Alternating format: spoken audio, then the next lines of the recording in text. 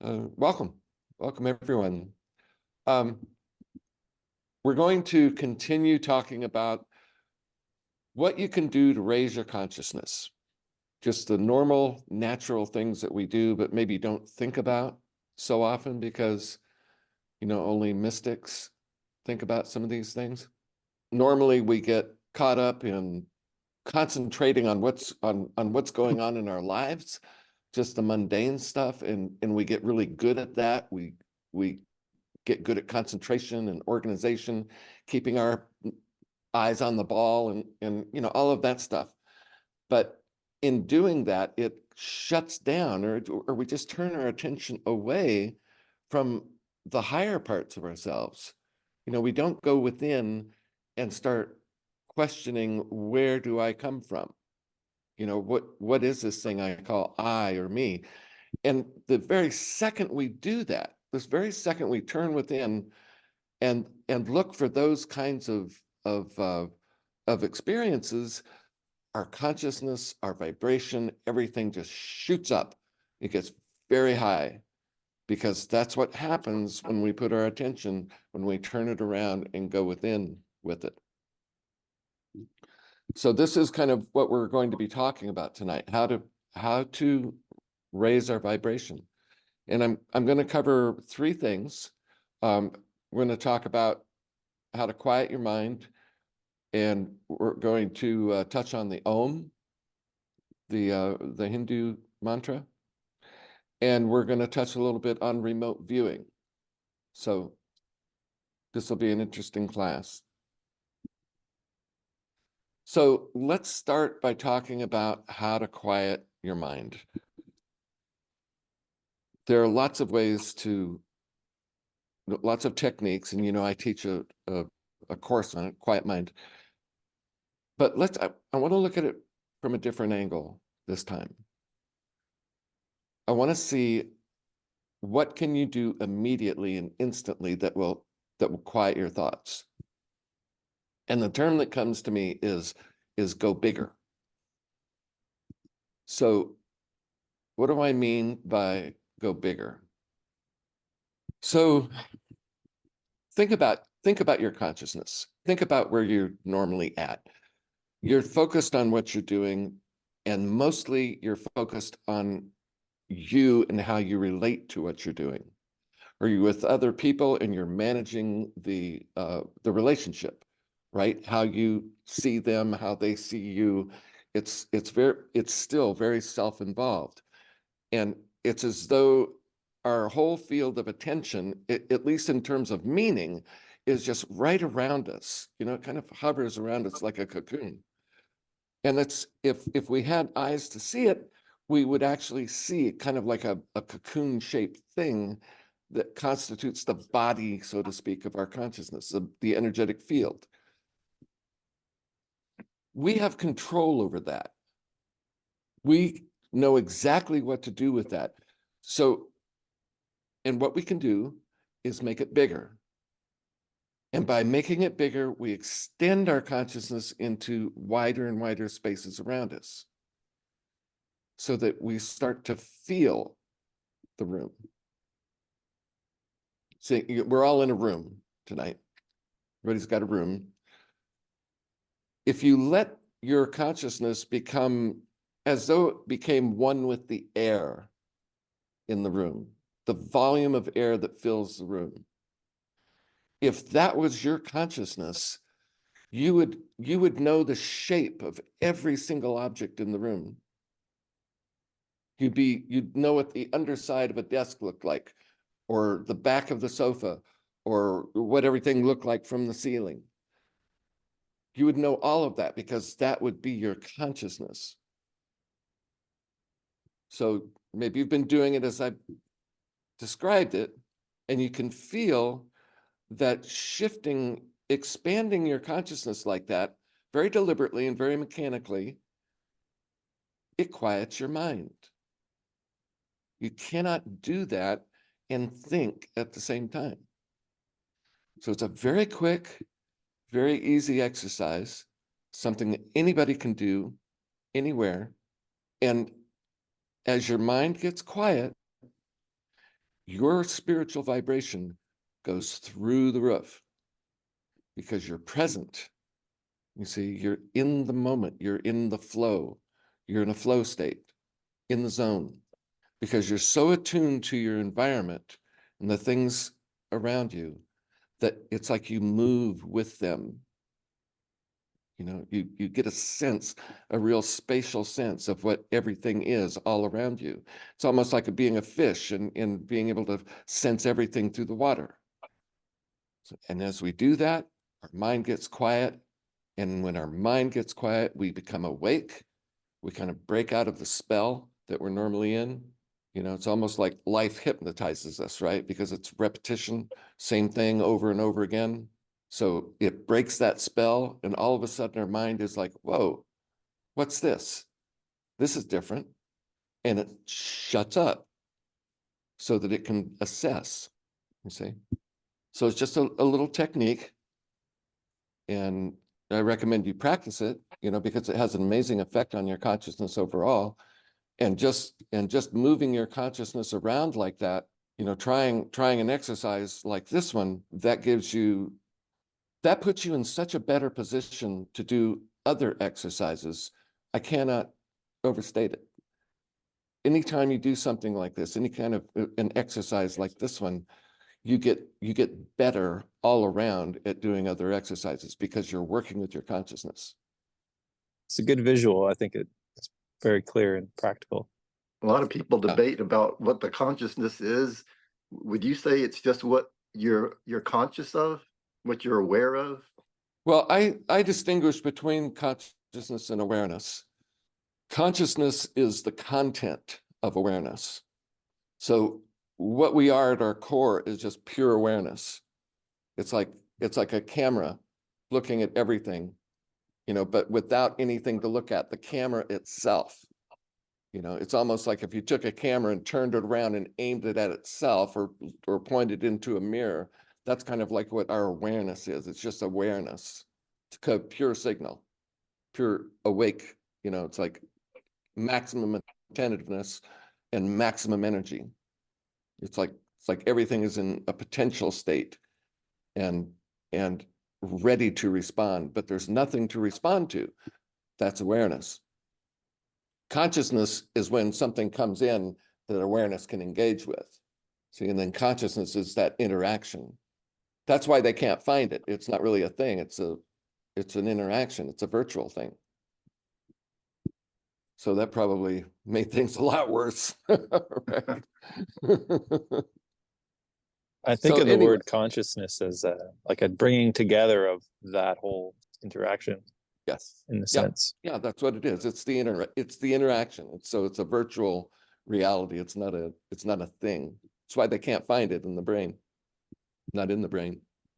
I love this whole exercise, just purely doing that, assuming the position of just being air.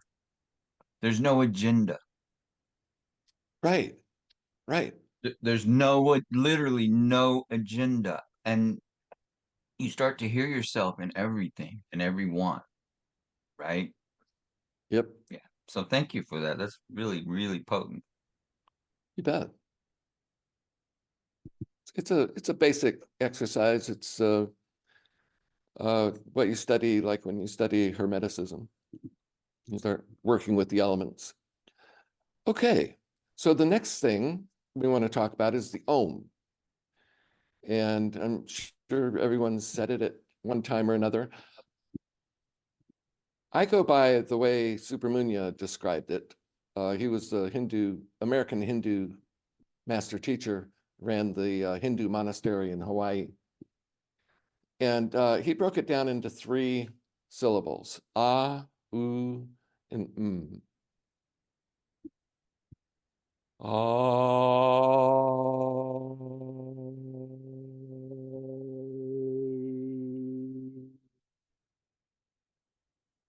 So that first part, the ah, is in the chest, vibrates the chest. The second part, the u, vibrates the throat, the Vishuddha chakra. And the vibrates the top of the head, right at the crown. Saraswara. So as you do the Om, that ah, oo, and you should feel that vibration as it comes up, so much so that if I get it just right, I can make the top of my head tingle. You know, it vibrates the scalp a little bit. So that's, you want to really emphasize that, feeling the vibration of it. And what it does, if you try it, then it quiets the mind. It's the vibratory quality of the word that somehow the ancients figured it out. It silences the thinking. And you can do it with other things. I mean, you can try it with other words and they're not as effective. There's something about the ah, oo, that does it, bringing that energy up, vibrating the brain. So this is, in doing so, again, it quiets the mind. That's the primary objective. Because when you quiet your mind, your energy immediately snaps into maximum readiness. So your vibration goes up. You actually have a higher frequency to the spiritual part of you. Your body, your emotions, your thinking, and your very being or your spirit, all of that goes up in vibration in the way it manifests, the way it comes into this plane. And as you do, as you raise your vibration, you awaken the dormant parts of your brain that then open up your spiritual sight. It opens up your understanding, your wisdom, synchronicity, all of the things that typify a spiritually developed person. And I want to make this clear. This is something that a lot of people get wrong. But a spiritually developed person is not necessarily a good person or a virtuous person. A spiritually developed person is someone, like, on the spiritual level, is the equivalent of the guy that goes to the gym every day. You have spiritual abilities are not the same as moral development. We don't teach these things to those who don't have moral development, and they're pretty easy to spot. So but it used to be that was why these things were never taught before to anybody who didn't go, run the gauntlet to get into a monastery or an ashram. But we can teach them because we know we're dealing with sane people, right? You don't get with somebody who's intrinsically deeply selfish or narcissistic or, God forbid, psychopathic. It would be foolish to teach them anything because they will just use it against you. So, but these things amongst us, because we vet each other, right? We're all here because we trust each other, that we're on a very similar level of understanding and acceptance. So we're not talking about things that rattle us, that shake our belief systems. We're growing, we're expanding into these new areas. So we know each other in that way and we trust each other. So we're all good. But these kinds of teachings are very powerful. And when you use them, you alter your vibration. You actually change the way you present, not only on the physical level, but on the spiritual level. Those beings who live on the spiritual level, when they will see you, the higher your vibration gets, the more visible you become on the other side. People of very low vibration, they kind of disappear into a mass. They're hard to distinguish one from the other. But when people start to light up, when their spiritual vibration goes up, then they become more distinct and more and more and more of a distinct being on the spiritual plane. We kind of develop a body on the spiritual plane in that way, by developing as much as we possibly can, developing spiritually while we're in the physical body, just is so beneficial for the afterlife, because you are in a much more developed, more formed shape, you might say. It's like when a baby is born here, they're useless. I mean, they spend years just getting control of their body. And when most people wind up in the afterlife on the other side in some bardo somewhere, then they have to go through that same process because they don't have a clue where they are. So we want a clue. We want to develop these abilities now. So not only will we be better off in the afterlife, but we'll be better off in our next lifetime as well. Because anything that we develop at this level of our being, anything we develop goes with us. We take that with us. That becomes part of our soul record. Nobody can take that away from you. So it's so important because it's easier here to do this here than it is on the other side. You know, and I don't want to talk about things that I don't have really direct experience of. I've had glimpses of what this particular thing, how it unfolds on the other side, but just a little. So, but I have talked to people who have, and they say that on the other side, it's almost impossible to do this kind of developmental work. You're kind of in a dwell. So maybe there are other things that go on there. I don't know, not in that particular way. So do your work here in this life while you've got this body, because whatever you change in this body, that goes with you. That's the intelligence of it. You see, you're writing software while you're here.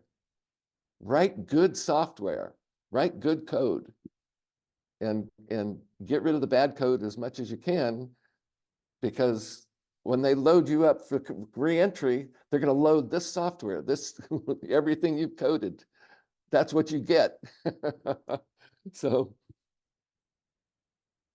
okay, you want to talk about remote viewing, or did you have a question? I love what you said. It's so important, right? They really stress that in a lot of the Western tradition, right? And because it's true. And it reminds me of what the master said when he said, store up your treasures in heaven. We do our work here because this kind of work can't be destroyed by the impermanence of this world. Yeah. To add to that too, what Eli's saying is, it stands to reason that if the whole kingdom is embodied in our flesh, this would be the place to integrate all the principles that we want, that we think are Yes. worth integrating, you know, because you have that whole you're embodying the entire image in a sense, if or something along those lines. I think you know what I'm getting at. I'm not quite sure how to word it. Yeah. See, we were created for here. We're multidimensional, but our purpose is to redeem the earth, which means we have acquired the ability, we were given the ability to incarnate here. And that's like setting the hook, right? And then as we raise our vibration, then we pull the earth up with us. See, that's in the Bible when it talks about salvation and about redemption, that's what it's talking about. It's the spirit working through man,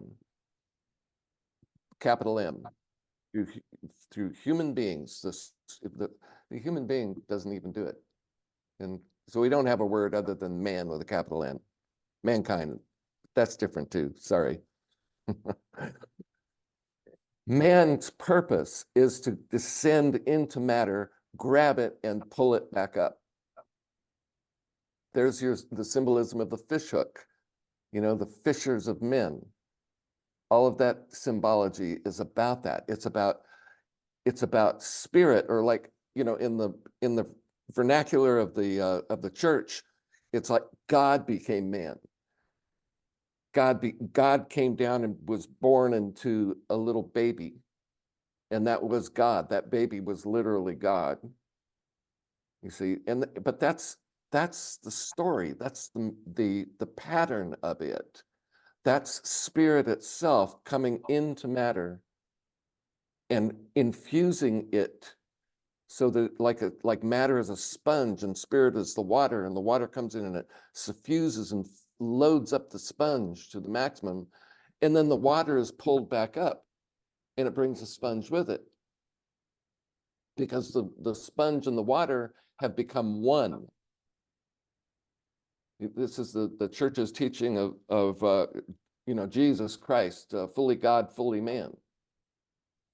That's every one of us. You see, that's not, Jesus he brought it all together. He's the one person who really brought it all together and then was able to ascend.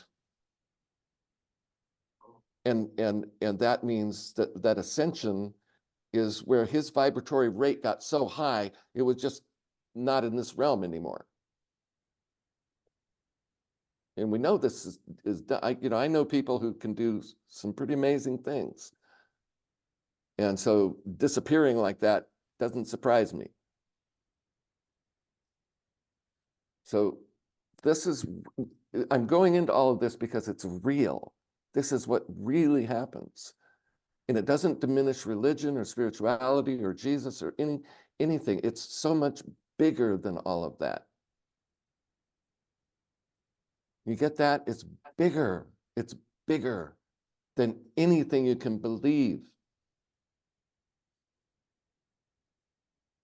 So again, it's like, expand your consciousness, go bigger. Just fill the space around you, and then reach beyond the physical space into the metaphysical space, the next dimension. You can expand into that. There's no end to this path.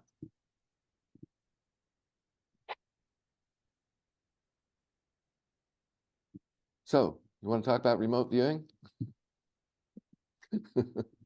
Yes. Yes. All right. Anything. All right. So, everybody's in a room. I'm in my living room, my office. You're in the room that you're in. I'm assuming that you have a room adjacent that you can't see into, right? The next room. You know what's in there, but you don't see it in real time, do you? My question is, why not? Why can't we see into the other room? Now, this is a trick question because the answer is stupidly simple. The reason we can't see in the other room, we don't have eyes in there. Our eyes are here in this body. They're not in the next room. In order for us to see into the next room, we'd have to have a body in there. Now that body can be, this is where it gets a little tricky. It's not like you have to duplicate yourself and have a second body. It's like whatever you embody in the other room will then start giving you information. So say there's a vase or a cup or a chalice, something beautiful, and you know it's in the other room, and you put your consciousness into that cup or that chalice. And with your imagination, this happens in your imagination. It's your inner eye, it's your inner vision. So you put yourself, you make yourself the cup. And then if you really let go to that and really get into it, it will then give you impressions through your imagination about what's in that room. So that sounds incredibly woo-woo, right? So let's look at it from a little more scientific standpoint. So spiritually, we know that all things are connected, right?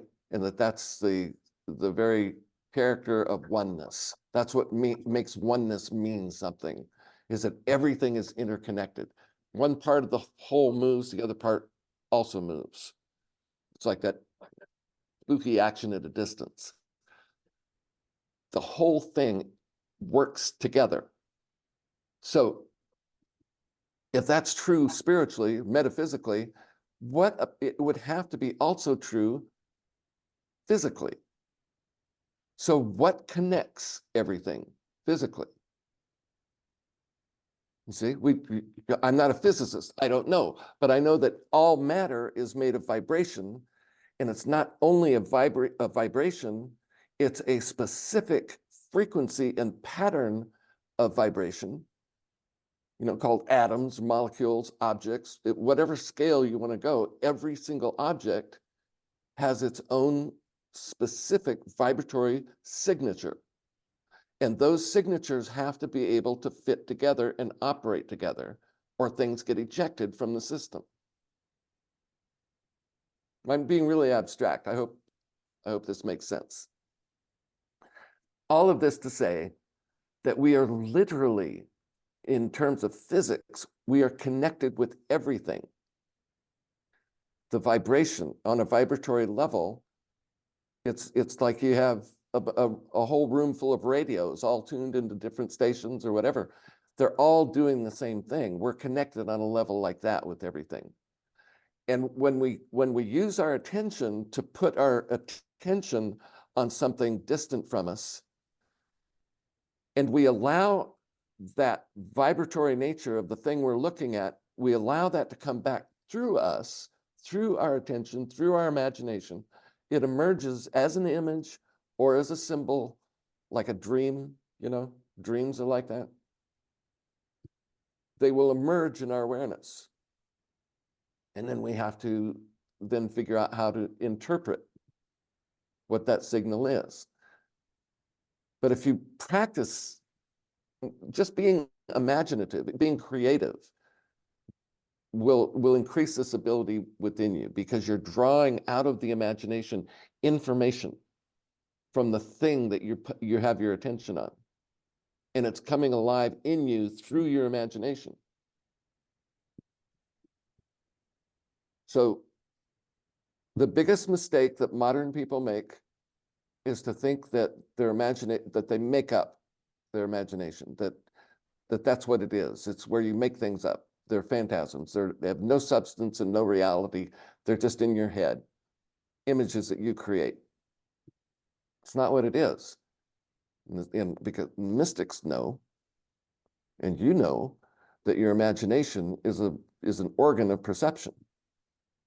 We use our imagination. This is this here, the third eye. It's where we look, but it's not like you have an eye in there. There's a vibratory phenomenon in that part of your head that exists in the physical, but just above the physical as well. So it's receiving its energy and its intelligence from a higher plane, and it opens up your vision.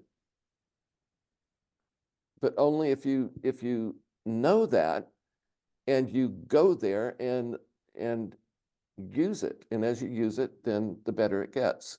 But it takes practice. It takes a lot of practice.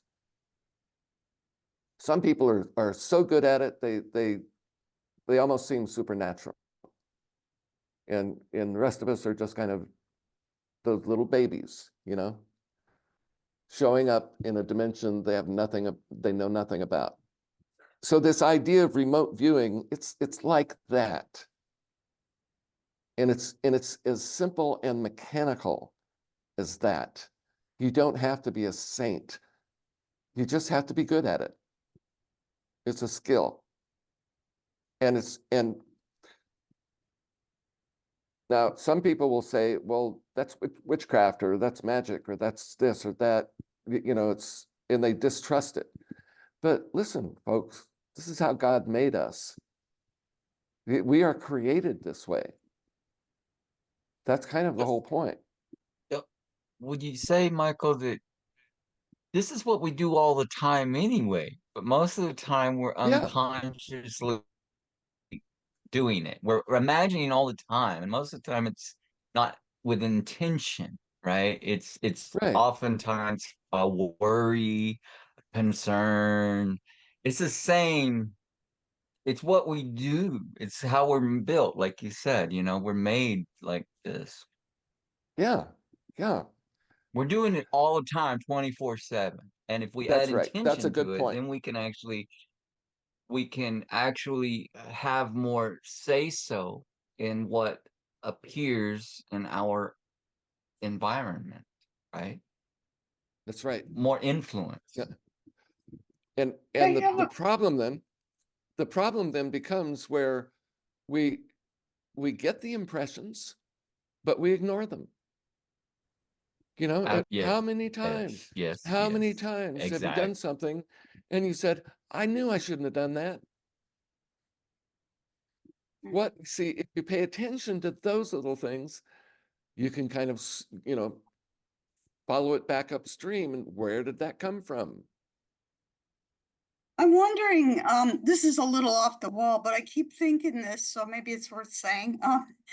I'm wondering if it's related to the mirror neurons, that we use to be empathetic in day-to-day physical life.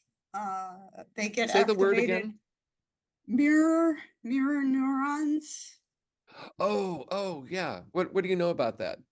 Not a whole lot, except that they're responsible for our ability to respond empathetically and react to social situations and so forth.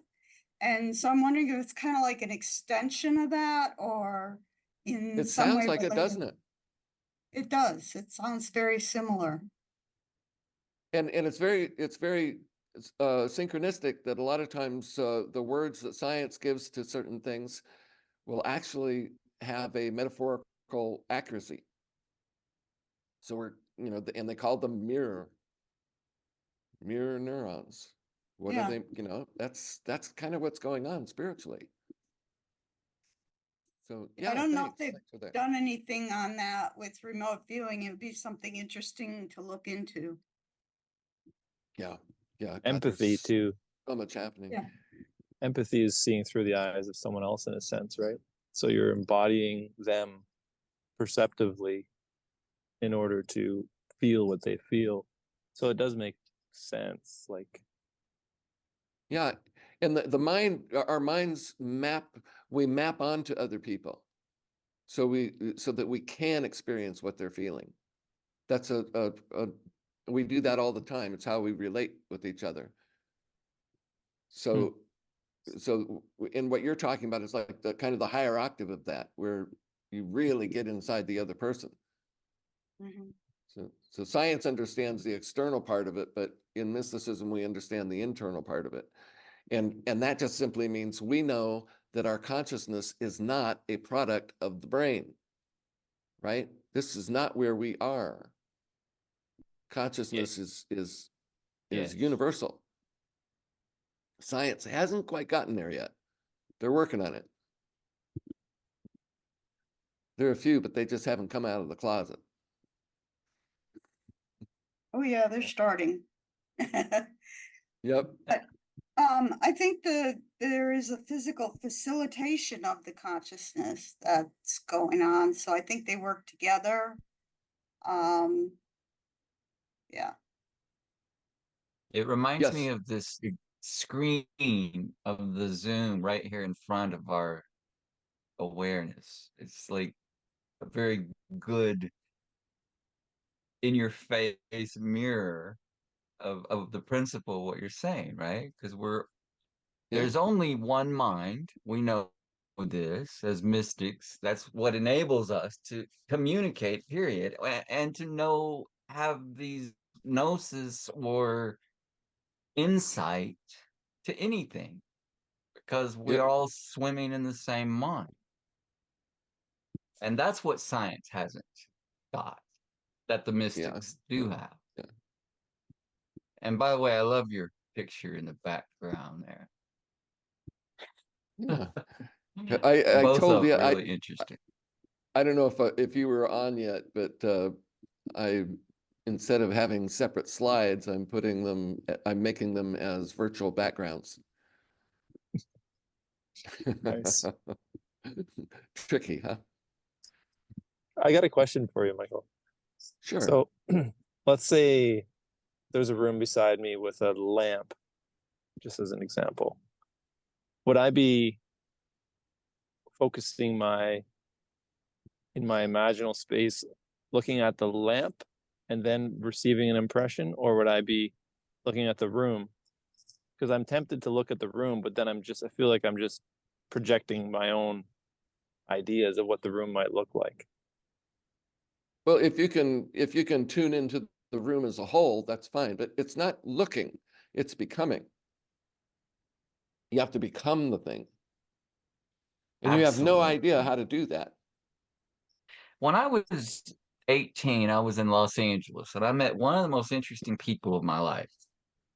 She was a cello teacher. I went to her house and I sat down for our first lesson and she looked at me and I just went into a completely different state of consciousness. When this woman looked at me, she merged into me because I could feel her looking through me at her own self as we're having this conversation. And it was really profound. Later, she did some things with like, have you ever seen the binaural tones? Like Tibetans will use the little chimes, one in one ear and one in the other, kind of balances the Yeah, hemispheres of the brain. right. She did that the old school way, like the Tibetans. And clearly, this woman was a mystic and a teacher at the same time. And I asked her about it. I was like, well, okay, please give me a little insight into what just happened because I just met this woman. And she was very kind. And she said, well, you know, since I was a small child, I always had the ability to look into something and become it. She said I would become a leaf on a tree. Mhm. And anything I focused on, I just merged and became that. Well, that's what Hmm. artists do, right? Yes, Artists right. do that all the time. They're putting themselves into the painting or into the sculpture, the pot or whatever. Exactly. Exactly. And you don't get intellectual. You gotta let that part go, right? I mean, Yeah, you can bring the intellect along, but just imagining just being it is opens the doorway, I think. What do you yeah. what's your perception? It's if you take these physical examples, these simple mundane examples of like I don't know if you've ever worked on a pottery wheel and worked with a clump of clay. It's a really interesting experience. I did it once. It was pretty amazing. But you've got your hands are wet and the clay is wet and it's all slippery and it's spinning and you have to form it with your hands. I mean, you're not only feeling the clay, you're feeling the shape, right? Right, It's so many different dimensions going on there. So you really right. become one with that to the extent where you can slightly anticipate when it crumples, because Mm, it'll do that sometimes if it dries out too much. So that's really, so if you can, like if you wanted to experiment with this, being able to see into the next room, treat that like you would the clay on the potter's wheel. Feel it like that. mm, Bring all of yeah. your senses, all of your capabilities, that tactile sensory aspect of it, and apply it to whatever it is you're looking in there. Then once you become that, then you have to kind of then experience what it's experiencing. I don't know why I'm teaching you guys this. This is Jesus. I'm Why are you? I don't know. We're gonna put it to good use, Michael. All right, good. Because they'll come after me if you don't. We won't let you down. But speaking to that, seriously, I think that brings up a wonderful question, because you rightly said earlier that just having abilities does not imply ethics or any morality. So, our desire nature, the beast, right? That's the one, that's the part that really we've got to keep in check, but not kill off. I mean, right? We've got to Right. approach all of this with love and temperance, and not abuse this sort of thing. So, but Right. we're going to Right. be tempted to do that, period. So what would you Look, say to anyone well, you'll learn. I mean, there's a as learning this? curve. If you make a mistake, you'll find out, because you'll have to deal with the mess. But just, the thing is that, yeah, right. Good news, right? So what you have to consider with yourself and with other people, do they steal now? Are they a thief? Or Yeah. are they a liar? Or are they so negative that all they have to say about other people is something negative? Yeah. Because whatever you do in the physical at this level of consciousness, you're going to do on the other level. You don't become a better person. Right. By their Do fruits you'll not know. become a better person. That is crazy to think that way. My teacher, Father Paul, told us one time, a group of priests, he'd drag us up into his office late at night and talk to us for an hour or so.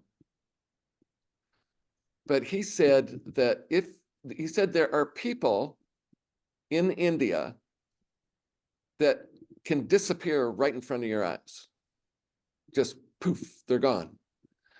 He says, if they do, grab your wallet.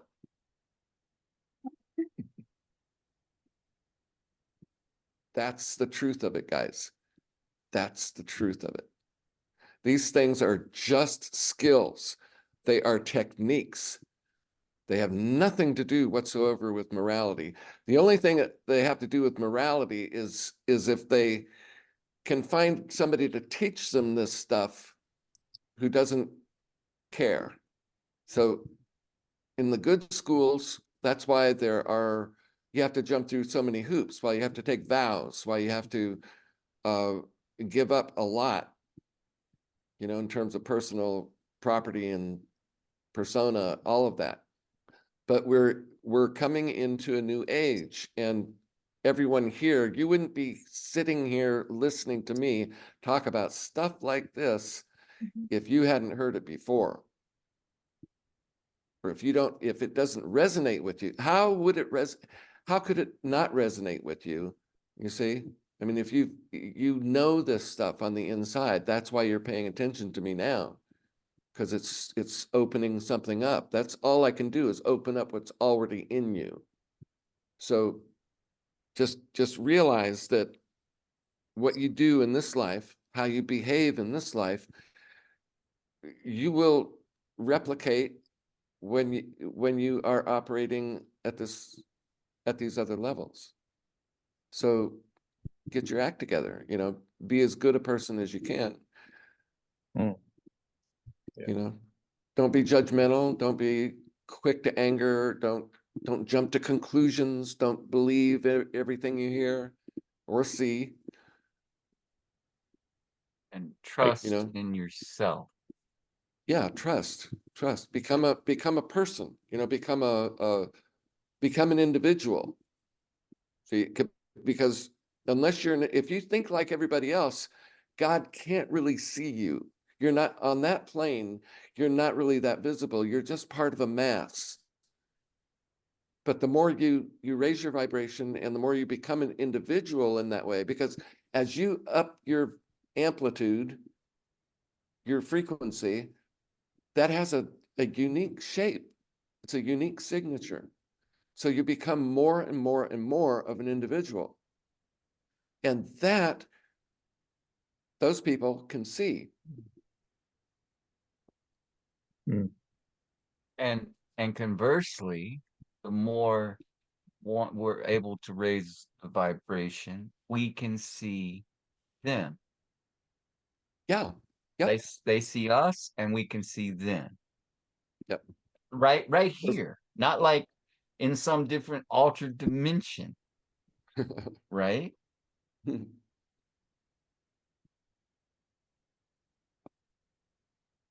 know, I think the reason they want to be able to see us so they can whack us when we get out of line.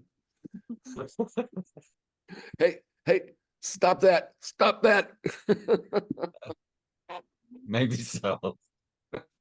if you had to choose what you would amplify, let's suppose you thought you can get away with small sins or little things that you know you shouldn't do, but you don't think it matters. If you were to think of this life as an amplification, or the future, what is beyond this life is an amplification of what you live here now, the way you live here now. I think we would really rethink how we live, what you want to amplify, like thinking of Jesus on the cross as like the ultimate merciful act, or the ultimate act of love or sacrifice, reconciliation of the body, or however you want to look at it. It's like the ultimate way to live, that, and you would amplify that if you could. That's what I think of, like the crucible or crucifixion is like your amplification, or the upgrading, or there's another word for it, but what we do now is essentially, the way I see it, is it's amplified from, it's like the launch pad in a sense. Do you know have you heard of the X-15, the rocket plane? The one that Chuck Yeager, he was the first person to break the sound barrier. Okay, I've heard of it. Tiny little airplane, all engine, all rocket motor, and they hook it underneath a bomber, and the bomber gets up 20,000 feet or so and lets him go. He lights up and takes off. This plane, nobody had ever gone the speed of sound before. They didn't know what to expect. They didn't even know if he would survive. So here's this tiny little airplane going like a bat out of hell. And the people on the ground, all of a sudden, they hear the sonic boom. No one had ever heard that before. They thought the plane exploded. They thought Yeager was a goner. He wasn't. That was a sonic boom. Yeager describes it. He's sweating blood as the plane shaking, right up to the point where it breaks through, and then it becomes smooth. He can't hear the sonic boom. Only people on the ground can hear that. So he thought he was going to die.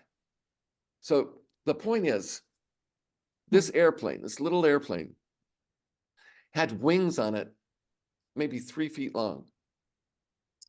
Just tiny little wings.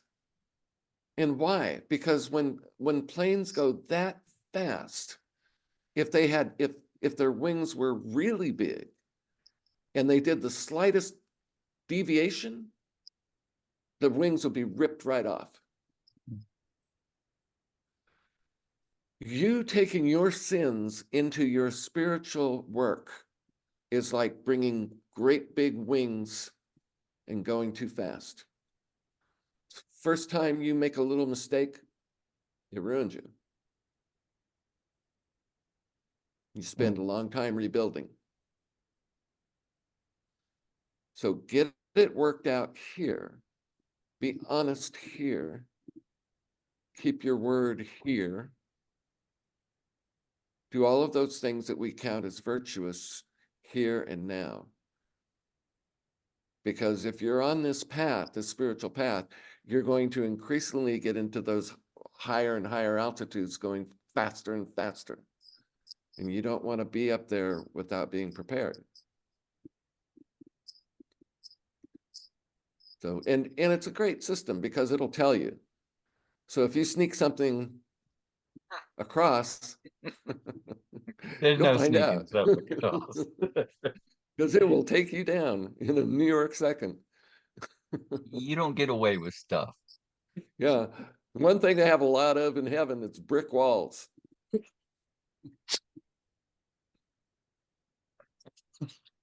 So tread carefully. Sobering reminder. Yeah, no kidding. You were saying that if you're not a very conscious person, I guess you would say, when you cross over, you say, I don't know where I am. You're kind of lost, like a baby, or you gotta figure out how things work. But people who are very religious and have black and white religious beliefs, when they cross over, they may have black and white religious beliefs, but maybe they're not very conscious people. They're just religious people. They are good people, but when they cross over, they expect to see certain things, and I think they kind of get stuck there. And when they don't, how do you put it? The people that expect that with the second coming of Christ is Jesus is going to come walking down the street one day or something like that. Right. You know who really have it made? It's the Mormons. Man, their heaven, it's spotless. Everything's gleaming white. Looks great. Yeah, I think those are excellent points. I agree with you. I think that we all kind of go into our expectation, right? Because we formed all that imagery here.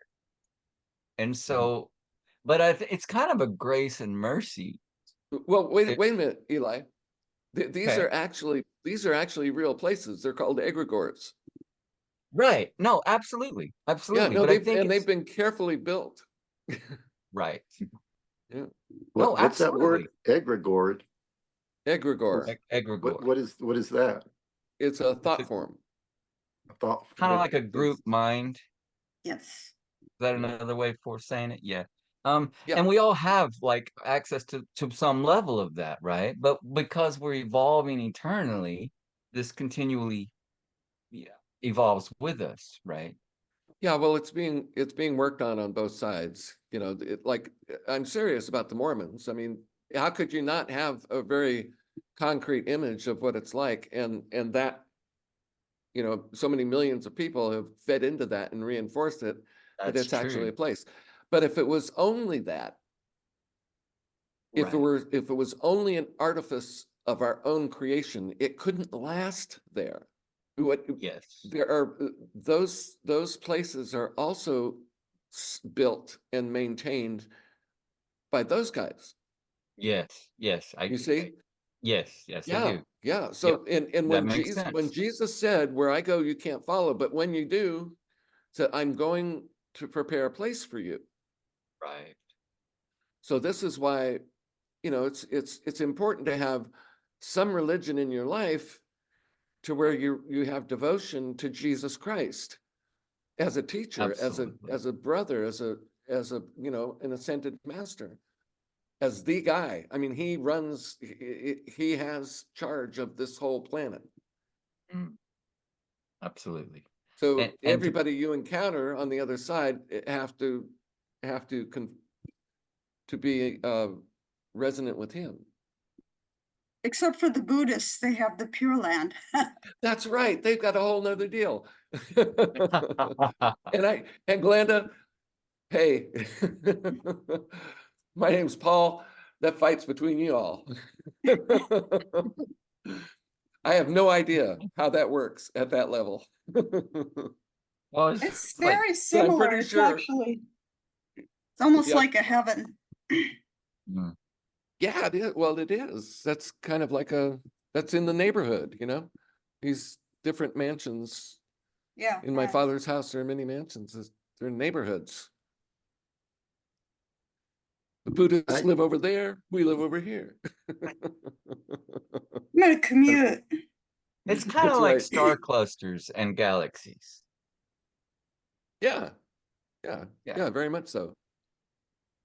I really like this book of Yogananda's called The Second Coming of Christ, The Resurrection Within You. And his commentary on the New Testament. And I was curious if he believed in that Jesus was crucified and rose from the dead. And he does believe that. But he says he knows of teachers in India that have also died and come back to life again. Oh yeah, that's the mythological level of interpretation, because Hmm. these are stories. They are primarily myths. How accurate they are to actual historical events, we don't know. In a Hmm. sense, it doesn't matter. Although in the case of Jesus Christ, Jesus of Nazareth, um, something happened on a global Yeah, scale. something happened Yes. historically. He changed the world, you know. Yeah, but I mean Right. on And the it's spiritual level, not with his teachings, not with his Yeah. all of that, but spiritually, he had a job to do and he did it. Hmm. so speaking of that, Michael, tying those two things together with your remote viewing, um, could you speak to using the same principle to see through like those events, like in what we call space time, but what we call the past, what we call the potential future? Like, Well, there are a lot of techniques for things like that. It but it's doesn't kind of the really, same thing, isn't it? I mean, you could yeah, kind of put yeah, yourself in you, it would be your personal connection to whatever the event or yeah. Well, the space. reason I'm hemming and hawing on it, Eli, is it's not, that's after, I mean, Okay, just all right, using it, I got you. just just really getting a sense of what's in the other room. That's a huge accomplishment, I got you. you know.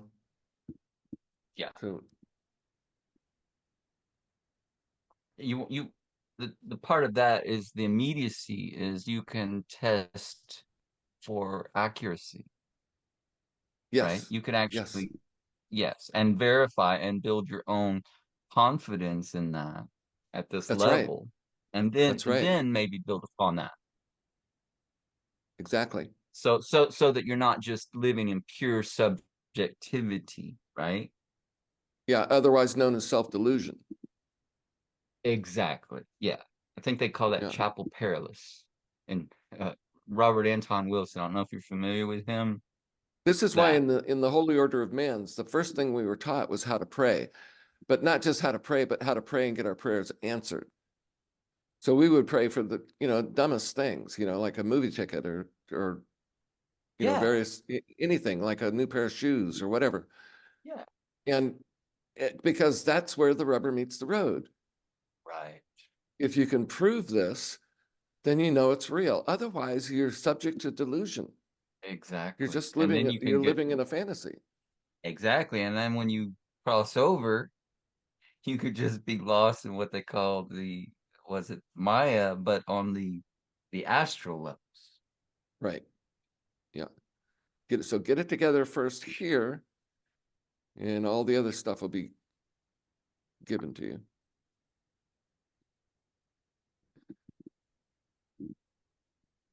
Any other questions? We're at the top of the hour. Yes.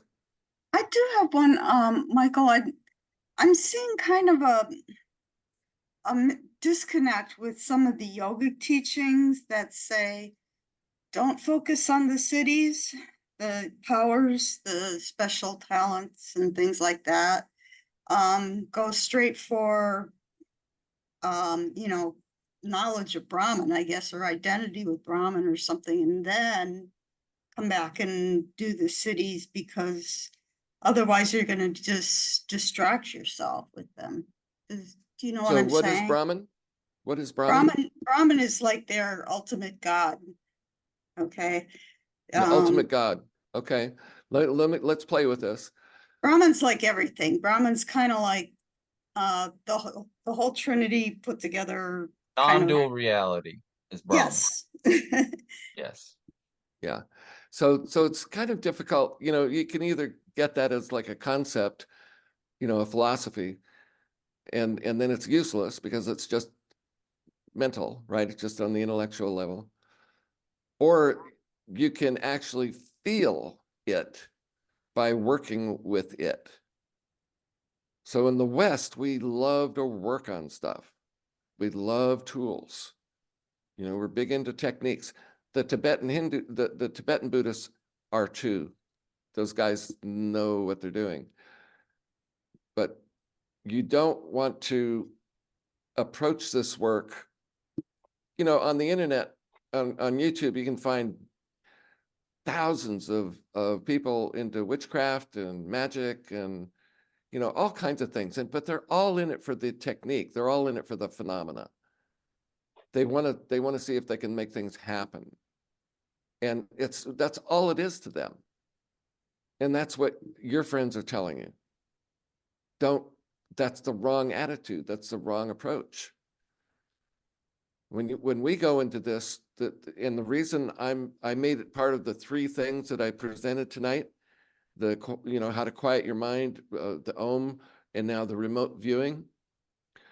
The only reason I talked about remote viewing is because if you do this, it will raise your spiritual vibration. It will expand your consciousness. And once your vibration is raised and your consciousness is expanded, then you don't need any names or explanations because you will have the raw experience of what you're looking for.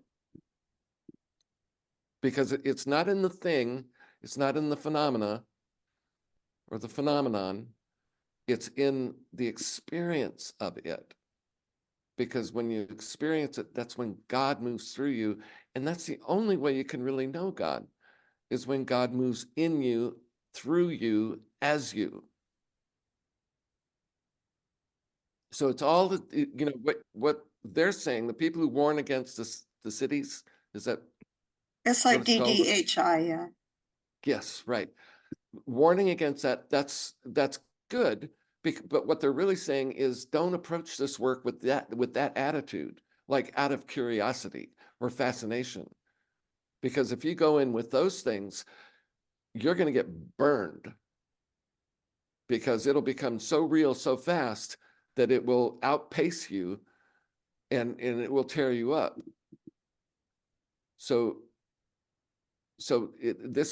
But in our work, in our spiritual work, we're doing it so that we can get closer to God. And the only way we can do that is by raising our vibration. It's where we put our attention, what we do, and how we incorporate our spiritual knowledge with our physical action. And it's hard work. Those other people, they don't get very far because they're not into hard work, you know? So, and by those other people, I mean, you know, the fashionable magicians. They just like the look. They like the clothes. That's why the aspect of service is so important, right? It Yeah, helps you like say more us. about that. Well, assuming all of our activities, if we frame our aspirations, whatever they are, to be of service to the mind of the all, to God, and to all the world, really be of service. I think that helps keep us out of trouble and hard lessons. And and it also betters everything for us personally and the world, right? And it helps us achieve what you were talking about as far as raising the matter, fulfilling our function. Yeah. I'm glad you brought this up because that's something I think I would make a good class, would be on service. I approach it, I have kind of a unique way of approaching service. There are three modes of consciousness that you can approach service with. What's needed, what's possible, and what is. So what's needed, you know, you walk into a room and you say, oh, chair's tipped over, put it back, you know, something like that. You're fixing it, two people are arguing that need something, right? What's needed? Right. Then they need resolution. What's possible is you look at anything and you say, well, how could I make this better? And then what is like St. Francis knowing the difference. Sometimes the best thing to do is to leave it alone. Okay. Right? So what's needed, what's possible, and what is. Yeah, I'd love to have you to have a class on that. Yeah, that'd be fun. But unless there are any other questions, this one's over.